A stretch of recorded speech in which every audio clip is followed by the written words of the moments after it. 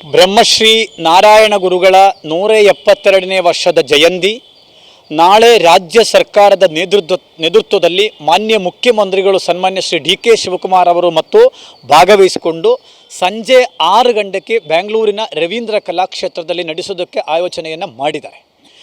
ಈ ಸುದ್ದಿಯನ್ನು ತಿಳಿದು ಸಮುದಾಯದ ಪ್ರದೇಶ್ ಈಡಿಗ ಸಂಘ ಅಂತ ಹೇಳಿಕೊಂಡು ತಿಮ್ಮೇಗೌಡ ಅಂತ ಒಬ್ಬ ನೀಚ ಇದ್ದಾನೆ.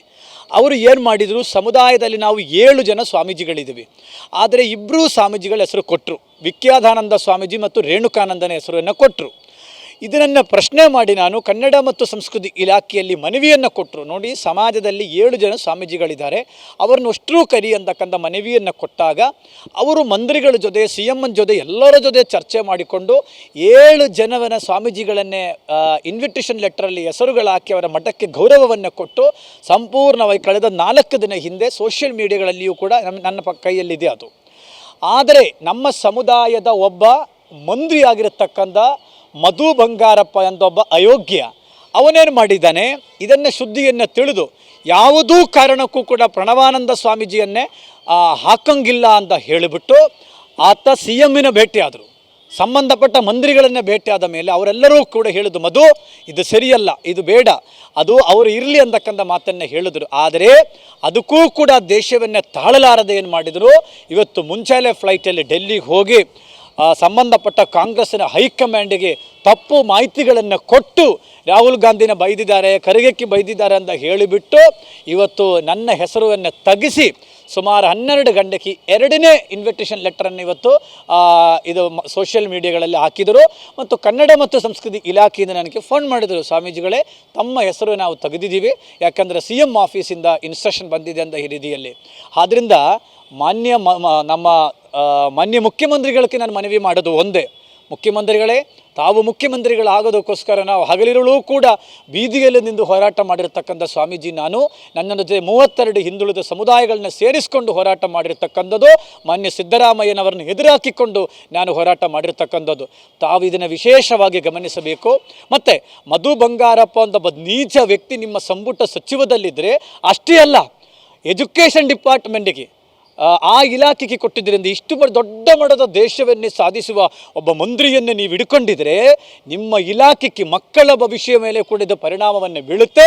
ತತ್ಕ್ಷಣವಾಗಿ ಮಧು ಬಂಗಾರಪ್ಪನವರನ್ನ ತಮ್ಮ ಇಲಾಖೆಯಿಂದ ಕೈ ಬಿಡಬೇಕು. ಮತ್ತು ಮಧು ಅವರ ಮಿಸ್ಟರ್ ಮಧು, ನೀವೊಂದು ವೇಳೆ ನಮ್ಮನ್ನೇ ಇನ್ವಿಟೇಷನ್ ಲೆಟರಿಂದ ಹೊರಗಡೆ ಹಾಕಿರ್ಬೋದು, ಆದರೆ ಈಡಿಗರ ಮನಸ್ಸಿಂದ, ಬಡ ಈಡಿಗರ ಮನಸ್ಸಿಂದ ತೆಗೆಯೋದಕ್ಕೆ, ಅವರ ಹೃದಯದಿಂದ ದೂರ ಮಾಡೋದಕ್ಕೆ ನಿಮಗೆ ಯಾವತ್ತೂ ಕೂಡ ಸಾಧ್ಯವಾಗೋದಿಲ್ಲ. ನೀವೇನೇನು ಕುತಂತ್ರವನ್ನೇ ಮಾಡಿದಿರಲ್ಲ, ಇದು ನಿಮ್ಮ ಅಧಿಕಾರವನ್ನೇ ನಿಮ್ಮ ನೆತ್ತಿಗೇರಿದೆ, ಅಧಿಕಾರದ ಅಮಲಿಂದ ನೀವು ಮಾಡುತ್ತಾ ಇದ್ದೀರಿ. ಇದು ಸಮುದಾಯ ಸುಮ್ಮನೆ ಬಿಡ್ತೀವಿ ಅಂತ ಅನ್ಕೋಬೇಡ. ನೀವು 2023ನೇ ಎಲೆಕ್ಷನಲ್ಲಿ ಕಾಂಗ್ರೆಸ್ಸಿನ ಒಂದು ಅಲೆ ಇತ್ತು, ಆ ಅಲೆಯಲ್ಲಿ ನೀವು ಗೆದ್ದು ಬಂದಿರಿ. ಆದರೆ ನಾನು ಮಂಜುನಾಥನ ಮೇಲೆ ಪ್ರಮಾಣ ಮಾಡಿ ಹೇಳ್ತಾ ಇದ್ದೀನಿ, ಧರ್ಮಸ್ಥಳ ಮಂಜುನಾಥನ ಮೇಲೆ ಹೇಳ್ತೀನಿ, ಮತ್ತೊಂದು ಸಲ ನೀವು ವಿಧಾನಸೌಧೆಯಲ್ಲಿ ಪ್ರವೇಶನ ಮಾಡುವುದಿಲ್ಲ, ಅದಕ್ಕೆ ನಿಮಗೆ ಅವಕಾಶವನ್ನೇ ಇರೋದಿಲ್ಲ. ಆ ಥರ ಏನಾದರೂ ಒಂದು ಘಟನೆ ಆದರೆ ನನ್ನ ತಲೆ ಮೇಲೆ ಇರ್ತಕ್ಕಂಥ ಕೇಸರಿ ಈ ಪೇಟ ಮತ್ತು ಕೇಸರಿ ಬಟ್ಟೆಯು ಕೂಡ ನಾನು ತೆಗೆದಾಕ್ತೀನಿ ಅಂತಕ್ಕಂಥ ಇವತ್ತು ನಾನು ಪ್ರಮಾಣ ಮಾಡ್ತಾ ಇದ್ದೇನೆ. ಆ ಸೊರಬ ಕ್ಷೇತ್ರದಲ್ಲಿ ಸಾಧ್ಯವಾಗುತ್ತೆ. ಯಾರಾದರೂ ನನಗೆ ಸೀಟು, ಪಕ್ಷದಿಂದ ಸೀಟು ಕೊಟ್ಟರೆ ಇವನ ವಿರುದ್ಧ ನಿಲ್ಲೋದಕ್ಕೂ ಕೂಡ ಇವತ್ತು ನಾನು ಸಿದ್ಧವಾಗಿದ್ದೀನಿ ಅಂತ ಮಾತು, ಎಚ್ಚರಿಕೆ ಸಂದೇಶವನ್ನು ಕೊಡುತ್ತಾ ಇದ್ದೀನಿ. ಅಷ್ಟೇ ಅಲ್ಲ, ಶಿವಮೊಗ್ಗ ಜಿಲ್ಲೆಯಲ್ಲಿ 5 ಲಕ್ಷ ಈಡಿಗರಿದ್ದಾರೆ. ಬೇಳೂರು ಗೋಪಾಲಕೃಷ್ಣನವರನ್ನ ಮಂತ್ರಿ ಮಾಡಬೇಕು ಅಂತ ಆ ಈಡಿಗ ಸಂಘ ಹೇಳಿದಲ್ಲಿ ನಾಳೆ ಶಿವಮೊಗ್ಗ ಜಿಲ್ಲಾ ಆಡಳಿತ ನೇತೃತ್ವದಲ್ಲಿ ಮಾಡುವ ಕಾರ್ಯಕ್ರಮಕ್ಕೆ ಏನು ಮಾಡಲಿಲ್ಲ, ಅಲ್ಲಿ ಈಡಿಗ ಸಂಘದ ಅಧ್ಯಕ್ಷರು ಈಡಿಗ ಸಂಘವನ್ನು ಕರಿಬೇಡ ಅಂತ ಹೇಳಿ ಖುದ್ದು ಮಧು ಫೋನ್ ಮಾಡಿ ಹೇಳಿದ್ದಾರೆ. ಮಧು ಬಂಗಾರಪ್ಪ ಅಂತ ಹೇಳೋದಕ್ಕೆ ನನಗೆ ಮುಜುಗರ ಆಗ್ತಾ ಇದೆ. ಯಾಕಂದರೆ ಬಂಗಾರಪ್ಪ ಅವರು ಬಂಗಾರ ಆಗಿದ್ರು, ಆದರೆ ಮಧು ಅಂತಕ್ಕಂಥ ವಿಷ ಇದೆಯಲ್ಲ, ನಾಗರಾವಕ್ಕಿಂತ ಅದಕ್ಕಿಂತ ವಿಷವನ್ನೇ ಹೊಂದಿ ಮಾನ್ಯ ಮುಖ್ಯಮಂತ್ರಿಗಳೇ, ಕಾಂಗ್ರೆಸ್ ಪಕ್ಷದ ಅಧ್ಯಕ್ಷನೂ ಕೂಡ, ರಾಜ್ಯದ ಅಧ್ಯಕ್ಷನೂ ಕೂಡ ಮನವಿ ಮಾಡುತ್ತೇನೆ, ಈ ರೀತಿಯಲ್ಲಿ ದೇಶವನ್ನೇ ಸಾಧಿಸುವ ಮಂತ್ರಿಯನ್ನು ಹಿಡ್ಕೊಂಡಂದರೆ ಕಾಂಗ್ರೆಸ್ ಪಕ್ಷಕ್ಕೂ ಕೂಡ ಕೆಟ್ಟ ಹೆಸರು ಬರುತ್ತದೆ.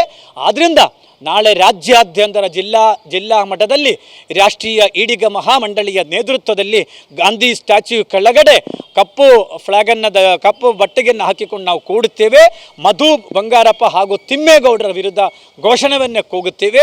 ದಾವಣಗೆರೆ ಕಾರ್ಯಕ್ರಮದಲ್ಲಿ ಖುದ್ದು ನಾನು ಭಾಗವಹಿಸುತ್ತೇನೆ. ಇಲ್ಲಿ ಜಯದೇವ ಸರ್ಕಲ್ ನಾವು ಕಾರ್ಯಕ್ರಮ ಮಾಡುತ್ತೀವಿ. ಇದು ಸಮುದಾಯಕ್ಕೆ ಒಳ್ಳೆಯದಲ್ಲ, ಸಮುದಾಯವನ್ನೇ ಒಡೆಯುವ ಕೆಲಸ, ಸಮುದಾಯವನ್ನೇ ಒಡೆಯುವ ಕೆಲಸ. ಆ ಕೆಲಸಕ್ಕೆ ಮಧು ಬಂಗಾರಪ್ಪನ ಕೈ ಹಾಕಿ ಕಳೆದ 3 ವರ್ಷ ಆಯಿತು ಮಂತ್ರಿಯಾಗಿ. ಒಂದೇ ₹1 ಸಮುದಾಯಕ್ಕೆ ಕೊಡಿಸಲಿಲ್ಲ. ಸಮುದಾಯದ ಮಠಗಳಿಗೆ ಯಾವ ಮಠಗಳಕ್ಕೂ ಕೂಡ ಭೇಟಿ ನೀಡಲಿಲ್ಲ. ಇವತ್ತಿಷ್ಟು ದೊಡ್ಡ ಮಠದ ದೇಶವನ್ನೇ ಸಾಧಿಸ್ತೀರಲ್ಲ, ಇದು ಒಳ್ಳೆಯದಲ್ಲ ಅಂತ ಮಾತನ್ನು ನಾನು ಹೇಳಕ್ಕೆ ಇಷ್ಟಪಡ್ತೇನೆ. ನೋಡಿ, ಈಗಾಗಲೇ ಮಾನ್ಯ ಉಚ್ಚ ನ್ಯಾಯಾಲಯದಲ್ಲಿ ನಾನು ಅರ್ಜಿಯನ್ನು ಹಾಕಿದ್ದೇನೆ, ಅರ್ಜಿ ಮೂವ್ ಮಾಡಿದ್ದೀವಿ. ನಾಳೆ ನ್ಯಾಯಾಲಯ ಏನು ತೀರ್ಪನ್ನು ಕೊಡ್ತೀವಿ ಎಂದು ಗೊತ್ತಿಲ್ಲ. ನ್ಯಾಯಾಲಯಕ್ಕೆ ಕೇಳಿರೋದು ಒಂದೇ, ನಮಗೂ ಕೂಡ ಭಾಗವಹಿಸೋಕ್ಕೆ ಅವಕಾಶವನ್ನು ಕೊಡಿ. ಒಬ್ಬ ಸಮುದಾಯದ ಸ್ವಾಮೀಜಿ ಆಗಿಲ್ಲ, ಒಬ್ಬ ಸ್ವಾಮೀಜಿನ ಈ ರೀತಿಯಲ್ಲಿ ಲೆಟರಲ್ಲಿ ಹೆಸರು ಹಾಕೋದು, ತೆಗೆಯೋದು ಅವರ ಭಕ್ತರಿಗೂ ಮತ್ತು ಪೀಠಕ್ಕೂ ಅಗೌರವ ತೋರಿಸಿರೋದು. ಇದರಲ್ಲಿ ಮಾನ್ಯ ನ್ಯಾಯಾಲಯ ಸೂಕ್ತ ನಿರ್ಣಯ ತೆಗೆದುಕೊಳ್ಳಬೇಕು ಅಂತ ಹೇಳಿದ್ದೀನಿ. ಅದನ್ನ ಜೊತೆ ಜಂತರ ಮಂದಿರದಲ್ಲಿ ಬರತಕ್ಕಂಥ 1 ವಾರದಲ್ಲಿ 1 ದಿನ ಬೆಳಗ್ಗೆಯಿಂದ ಸಂಜೆವರೆಗೂ ಕೂಡ ನಾನು ಕೂತು ಕಾಂಗ್ರೆಸ್ ಹೈಕಮಾಂಡ್ಗೂ ಕೂಡ ಅವರೇನು ನಿರ್ಣಯ ತೆಗೆದುಕೊಂಡಿದ್ದಾರಲ್ಲ ಅದನ್ನ ವಿರುದ್ಧವಾಗಿ ಜಂತರ ಮಂದಿರಲ್ಲಿ ನಾನು ಕೂಡುತ್ತೇನೆ.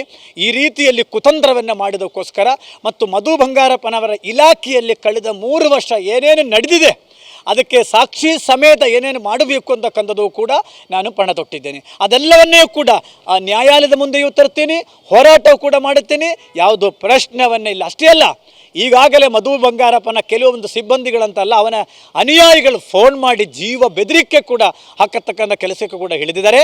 ಇದು ಯಾವುದಕ್ಕೂ ಬಗ್ಗುವುದಿಲ್ಲ. ಸಮುದಾಯಕ್ಕೆ ನ್ಯಾಯವನ್ನೇ ಕೊಡಿಸಬೇಕು. ಇದು ಸಾಮಾಜಿಕ ನ್ಯಾಯ. ನಾರಾಯಣ ಗುರುಗಳಂದರೆ ಒಂದೇ ಜಾತಿ, ಒಂದೇ ಧರ್ಮ, ಒಂದೇ ದೇವರು ಅಂತ ಹೇಳುತ್ತಾರೆ, ಸಮಾನತೆ ಅಂತ ಹೇಳುತ್ತಾರೆ.